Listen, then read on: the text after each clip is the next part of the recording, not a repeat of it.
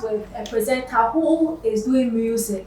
And to him, apparently, after interviewing artists for a long time, they felt like, yo, they also have the need to do music. But today, I have a DJ who is also into music. I just want to know that does it come easily? After you play the song for a while, does it mix with your DNA or do you get the flair for it? Today, I am here with DJ Byroski. He is with Links Entertainment and he has this mantra. I don't know if it's his mantra, but believe everywhere. And I think it's working for him, but people believe in power, people they trust him.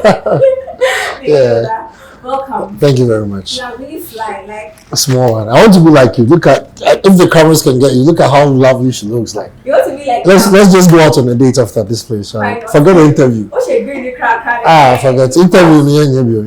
Is it easy after listening to music over some time to pick up certain instincts for doing music? I mean, with me, I've always loved music. Right? I started playing instruments at the age of 7. I was playing the drums at the age of 7. By 10, I could play almost every instrument. So it has been with me. Production, I would say, going into music has been with me just as I was a church boy. So I used to go to the church, play instruments and all that. So when I started playing music, I could produce, but like I wasn't like a proper producer. So I mean, some of the songs that came out had my thoughts of how I want things done, but then I wasn't behind the machine pushing the buttons then. But then, so it's always been part of me to be part of this whole music process. So looking up to my mentor or someone I look up to, who's DJ Snake and Calvin Harris. They are DJs, I mean, but they make music and they make a lot of money from making music. So I sat down, I was like, okay, if I want to be at the top, what else do I add to the craft? Because now everybody plays music. Like there are so many excellent DJs in Ghana. What else are you adding to the craft to make you, I mean, not just better than someone, but make you also stand out and thrive in this game? And I realized that that's what they all did. They all do music. You hear Turn Down for What, and some people don't even know that it's a DJ that they, yeah, all they do is win. So basically, that's what got me into this whole music business. Okay, but then it took a while for you to do your songs too. Yep. Why? This is one thing I believe in. I always tell my upcoming DJs that before you serve something, like I'm selling a product, but if you don't have a following or you don't have people that are supposed to buy a product, who are you selling to? So when I started DJing, I believed that I didn't have that much following to start doing music, because who am I doing the music to? So when it got to a point, I realized that, okay, now I have these people working with Shatta Wale, working with Miss V, working with Links. I gathered some followers. I was like, it's now time to release music. There are so many DJs in Ghana, so many. Yeah, lots. If we take the club ones, those that are playing for... No, just behind you, just understand. Yeah, but your name, DJ Vyrusky, is sort of a household name when it comes to DJing. How have you been able to grow a brand like that with DJing? Okay, so I would say that, first of all, I just stay true to the craft. I didn't rush any process. I believed in starting from 1, 2, 3, 4. So it's about building connect. You treat me, I treat DJing as a business. Okay. So there's marketing, there's HR, there's accounting, there's everything. So when I am putting myself out there, I have a team. Everything is planned.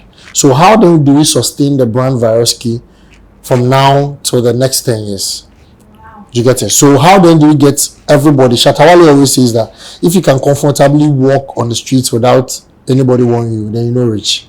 So it was always a dream to make sure I can't comfortably go out to buy something without people seeing me and say, hey, Vyrusky.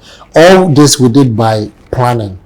So you work hard, you market yourself well, you make sure you put out some products, you know some stages to play on, some shows not to play. So sometimes people are like, you're not on this, you're not. It's not every show you have to be on top. Sometimes you have to select the show.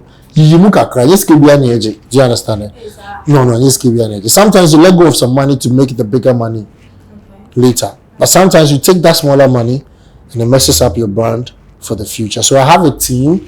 So I want to say a big thank you to my team. They've been the people that have helped me with all this. And Links and Shatta Wale, playing for Shatta Wale changed my life. Because you know the streets and how they love Shatta Wale. Automatically, if you like, touch me and see something.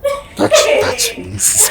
Okay, so currently DJ Vyrusky, what kind of stage does he play for, or what type of stages does he play for? I mean, when I say you have to be selective of the shows, it doesn't mean you can't just. I play everywhere. I play for children party. I play at work. Party? Yeah. What kind of songs do you play for children party? Children's songs. Like, funny enough, you'll be surprised that they know because of TikTok and all these social media platforms. Right. They know all the songs. There was this time I had a show and Kitty came to perform. So, I mean, when he came, I was thinking of, should I play Touch It? Because he's like, shut up and bend over. Some way. Because they were kids. I didn't play the song. And just when it was about leaving, one of the kids came like, you didn't play Touch It. I'm like, hey! When I dropped it, the whole place, it was the biggest song there. So now, because of TikTok and everything, music consumption has changed. So now you have the kids jamming too. Of course, you don't play profane songs. I mean, you play clean edits of songs. So I play at weddings, I play at concerts, a lot of weddings, a lot of. I almost see me charging. No, but which one are we just come on? Oh, I mean, I'll say corporate gigs. Yeah, because I mean, the companies, corporate gigs. I'm paying for Vodafone, pay for the banks. The Talo Oil and all that, and they pay. Is DJing easy? Do you just have to have a handle on the turntables, or you actually have to be able to rhythmically be sound to know that this song can actually follow this song? Is it easy, or is it actually very difficult to do? I would say DJing, nothing is easy. DJing, to be good at what you do is practice. I mean, I always used to say that maybe this year I've been lazy. I would say I've been lazy because I was focused on doing other. Yes, you believe. I was focused on doing other things. I mean, which will pay off later. But ever since I started DJing, there isn't a morning 4 a.m. that I haven't rehearsed before. Wait. I wake up every 4 a.m. to practice on the turntables. In your room alone? Yes, because. Must be nice. Yeah, because I have a studio. I have like a proper studio, and one thing about me is I invest in a lot of equipment. I have every equipment. I know sometimes they're very expensive, but then I know where I want to get to, so I invest in that. So I would say to be a very good DJ, you just have to practice more. Don't lie to yourself. When you don't practice, you lose it. No matter how big you are, no matter how good you are, once you don't practice, you lose it. Wow. Yeah. We'll take a quick break. I never knew we practice DJing too, or we rehearse DJing too.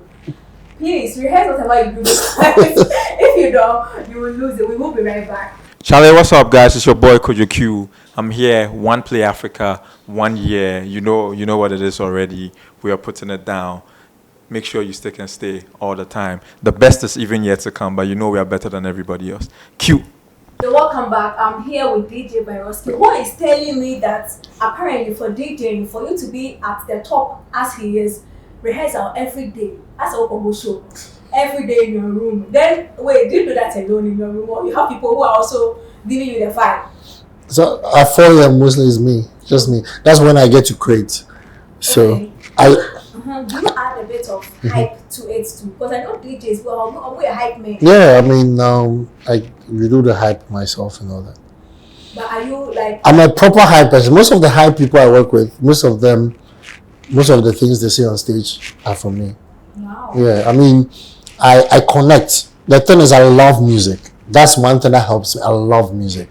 I think I can go without eating and just listen to music. I'll be fine. It gets me high, it gets me happy, it gets me very, very, very, very, very. Maybe apart from something, but that's something we talk about. But the music, it's like you will believe too. Yeah, so I can just be by myself and just listen to music, and I'll be happy, basically. When you hear a bad rhythm or a bad production, how do you feel? Not to me. I mean, I feel production is very, very key to making a song big. That one, never lie to yourself. So when I hear, I mean, sometimes I used to say that first, I would say I'll pardon a lot of people because we didn't have the softwares, we didn't have all the equipment. But now, I mean, in today's 21st century, 2021, I think most producers are really doing well because now production affects the quality of the song you put out.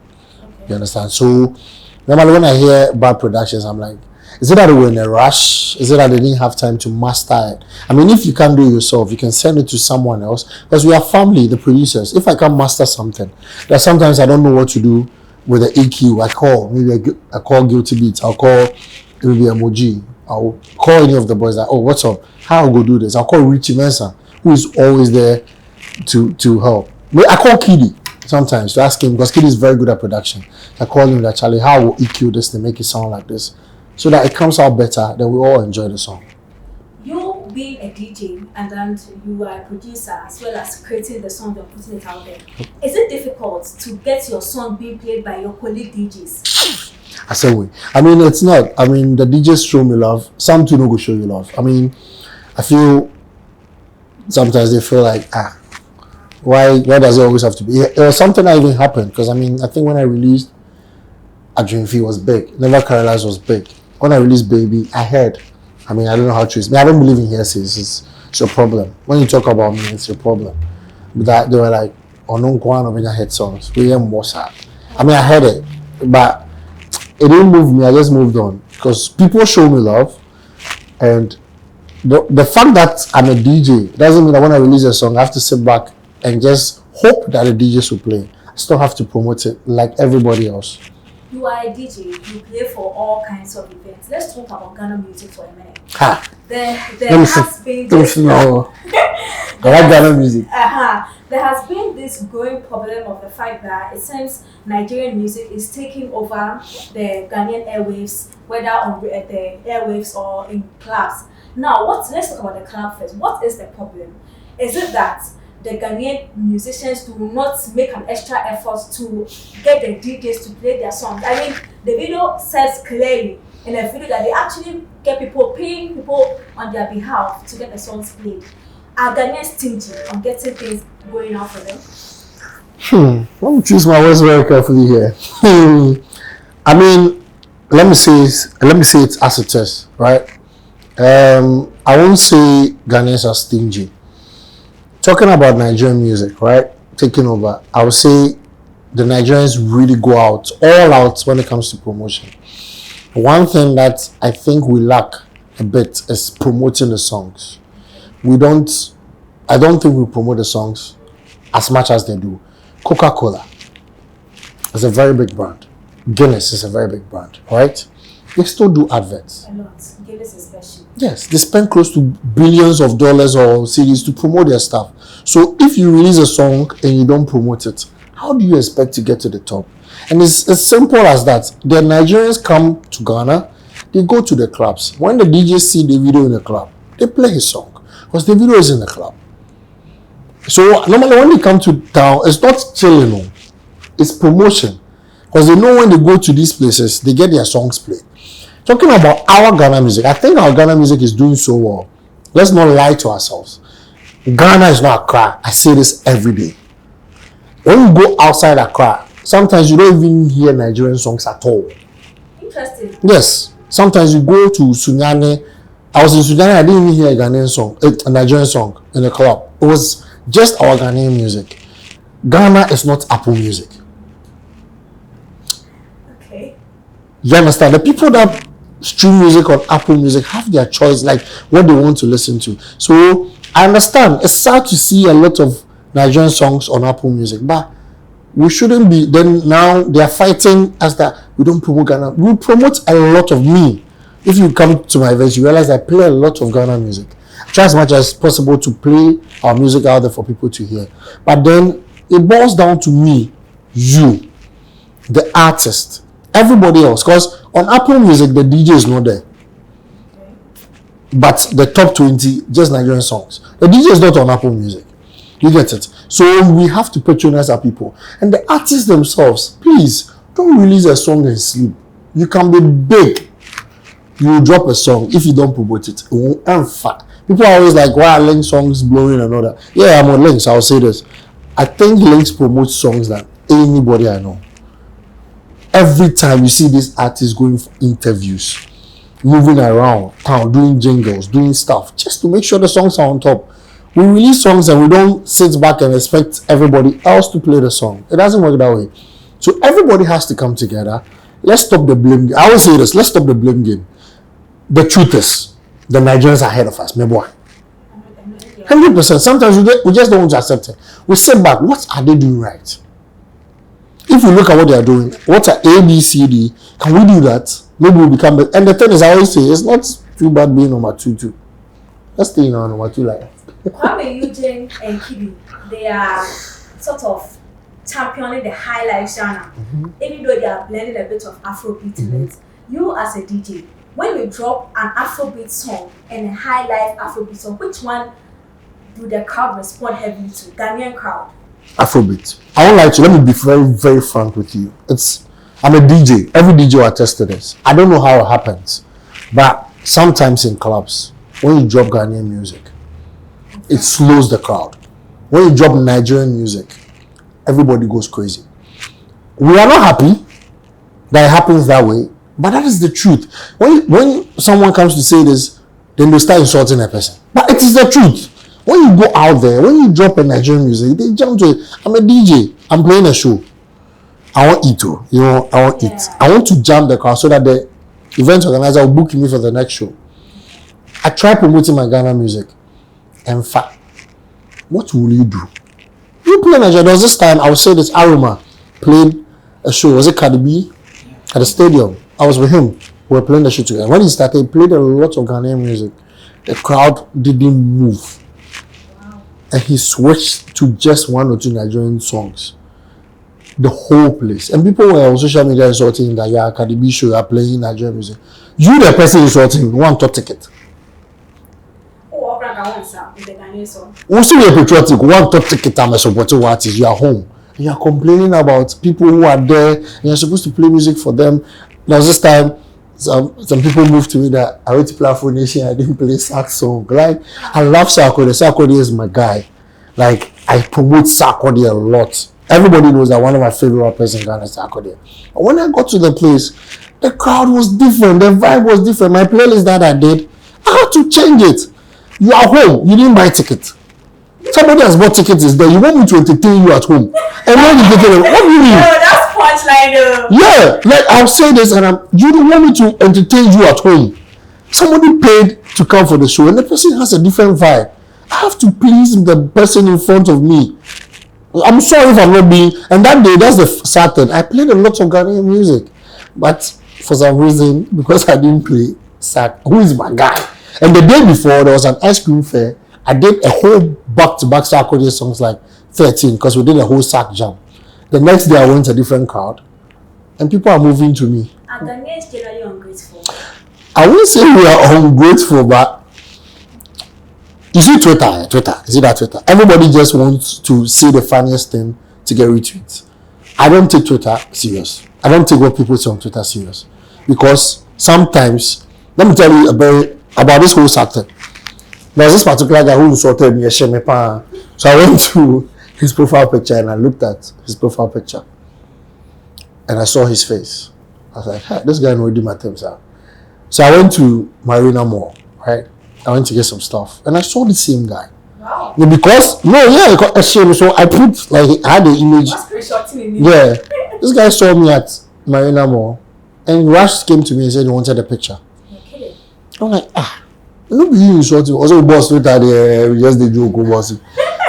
That's what he told me. I was like, so don't take things too personal on Twitter. Like, they love you, but they have to say things funny. You're a star, a superstar, right? Let me ask you a very quick question. You always go out and you see people take pictures with you, right? But do you ever see the pictures online? No. What happened to the pictures? Ask yourself that thing. I don't know. They're going to show it to their boys, but Charlie, I meet them. But when it comes online for insult you, yeah. Do you understand it? You take a lot of pictures when you see plenty of people, but you see tags that, you don't see the pictures because deep down they love you, but when they come on social media, they put followers, so they have to do that. That's all. Okay, so I have been here with DJ Byroski over the past 20 minutes or about 20 minutes. And my boss, after this break, said, Tilly, you better ask him about DNA of songs. DJ Byroski. Yep. Over to you, DNA of songs. Okay, so You know, because I produce, right? Sometimes you get inspiration from other songs. You tend to sample other things people have done, right? So I was like, there are a lot of songs that had like people sampled other songs to make. So I see people move to people on social media, move to everybody that Kwame DJ Urianum, Benabo Urianum, this guy stolen the song, they are not original, they are not talented because they sample songs. I was like, everybody does this. So I mean, I just decided to come sit down and just put together songs that were sampled, just trying to send a message out there that sampling is okay. Like, it's not wrong. Actually, it's not wrong. It's done. Kanye has one of his big songs. Most of them are sampled. Almost every Kanye big song is a sampled song. Almost every Timbaland, almost every beat is a sampled beat. Do you understand it?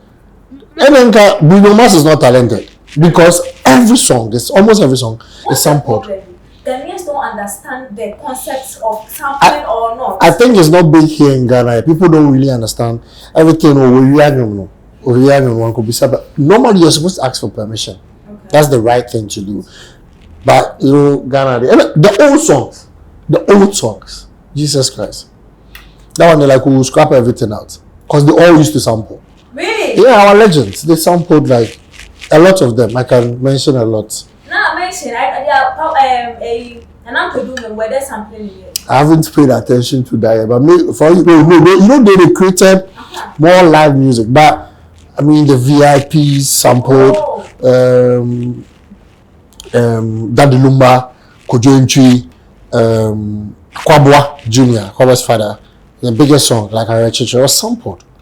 Like when you listen to the original, you'll be like, wow, it was really sampled. Everybody does that. Kwame DJ samples. Wait, it's a song. Banka, because of you, I know you heard the song. Yeah. The other day I was at Taigon and then they were playing it, and he actually, Kwame he actually sang 3 different songs that sort of. Yeah. You see, so one thing about production is, Qbeat always says, there's no new chords. You see, I can pick one chord progression, right? I can have like 6 songs. Go and listen to Sing My Name. Go and listen to Odo by Kiddy. Same Kiddy, Thunder. Kwame Uche, Obiato. Davido, Fall on You. Fall. Mr. Easy Kwesiata, Nobody. Same chord progression. No, nothing is different. Same thing. So if I'm an artist and I raise that song, I can sing all these songs on the same progression. It means there are no new chord progressions. Sampling is done. People do it, and it's okay to do it. Just that it's not something here that we've accepted here in Ghana. Right? For a song, no. Do you get it? They call it inspiration from other songs. Do you understand it? So it's done. People, let's all enjoy our songs, and people come and say, the person's not talented. Bro, you the person saying that. I'm sure accountants who also want to do it. Do you understand it? So it happens. Okay, I also know that most at times with these songs that sound the same, it is easy. You're a DJ. It's easy to add them to a playlist. If let's say the BPM is not so far away from your playlist, is it easy? Is it strategic? But as a Kwame Eugene, no. I was some certain tempo, kids to their bass, certain tempo, and because the DJs to BPM initially there is Is it strategic with links for? I would say that, you see, like I said, music is a business, right? Look at the trend. What's going on now? I mean, I don't want to mention those brands now. There are some brands that are not doing well now because they just passed away. They didn't stop doing anything wrong, like right, but they didn't evolve, right? So now music has changed. Don't lie to yourself. The sound has changed. So if you want to still stay relevant, you change your sound. Do you understand it? So what is trending now? Everybody is bumping to boom, check boom, check boom, check boom, check boom. Kwame Eugene will do a song, Bonka, because it has the boom, check boom, check. So if I'm a DJ, I'll play it. It fits the playlist. It got to a point, I tweeted this some time back that from 120 BPM upwards, we didn't have Ghanaian songs that were hit songs. all the songs there were like old school. So when you're DJing and playing a club and you get to a very fast BPM, you realize you play a lot of Nigerian music. It's not your fault, but baby, I don't know. There aren't Ghanaian songs at that BPM. I even tweeted it. And I saw some of the artists come to come and say, boys, we here, we'll go enter studio and all that. Do you understand? So now, within that 120 BPM, we have a lot of Ghanaian songs that have filled that space. But it got to a point, there were no songs there. So you play Ghana music from 100 BPM or 90 BPM upwards to like 115, 120. That's it. When you enter the kush, Najankwa. Okay, so BPM, no. All correct. Which part is it for? Strategic BPM. Strategic BPM. So all correct is 108 BPM. Okay. So it's a transition from slow to fast. So most of the songs like Nobody, Everlasting, all those big songs are within that BPM. Peru, all those things are in that BPM. So it's strategic. Sometimes you have to look at what's going on. Make the work of the DJ also like easy. Yeah. So you don't just drop. I mean, there are some songs that are outliers. I mean, they come and they don't follow any BPM. But what I say?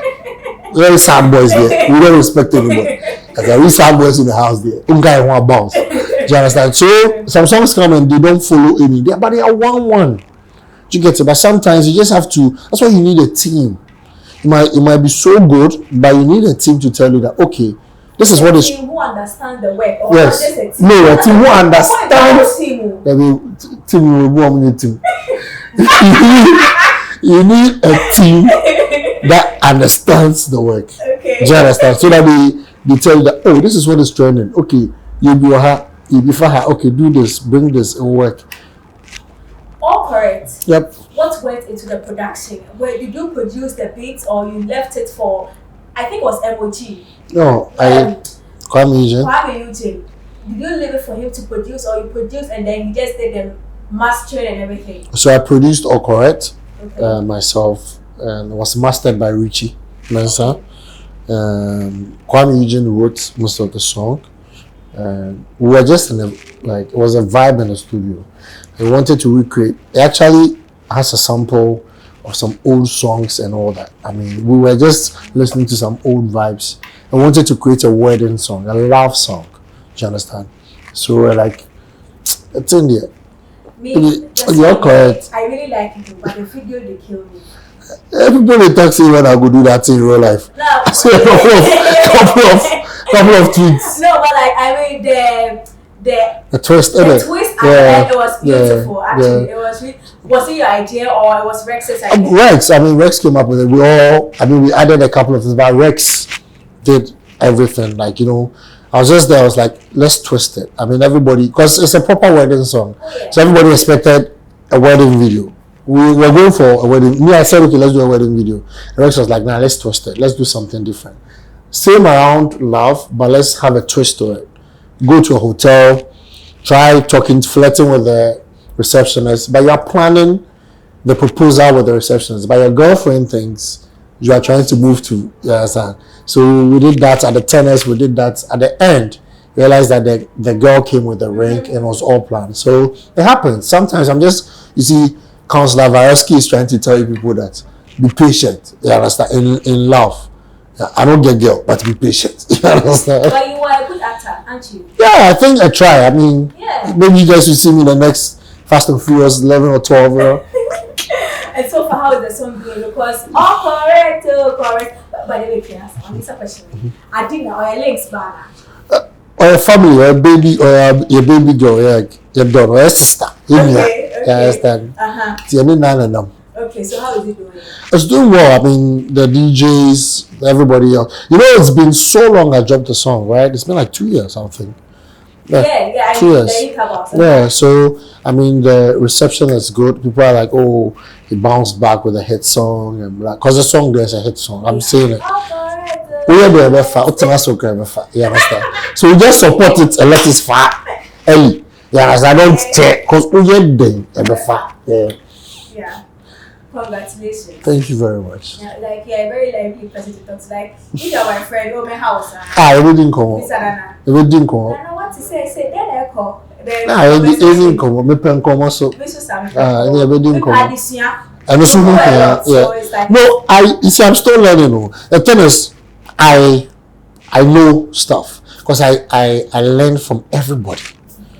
Like everybody's situation. Like when an artist blows and he drops, I'm that person who wants to find out what's happened to him. Why did he drop? Because I want to know. Like I want to understand that a DJ was big. He's no longer big. Why?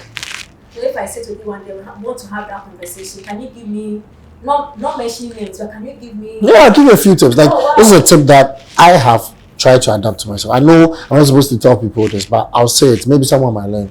The reason why maybe you say Vyrusky is still, I've been relevant for the past 8 years. Ever since 2013, when I was DJ Vyrusky. Yeah. So, some foolish way we So I've been active because you see, once you are growing, right, your people that follow you grow. Right? Yeah. So to stay relevant, always make sure there's continuity. So me, you realize I still play for the university students. I did a concert called Vyrusky. It was for the SHS students. These people come to university before they go.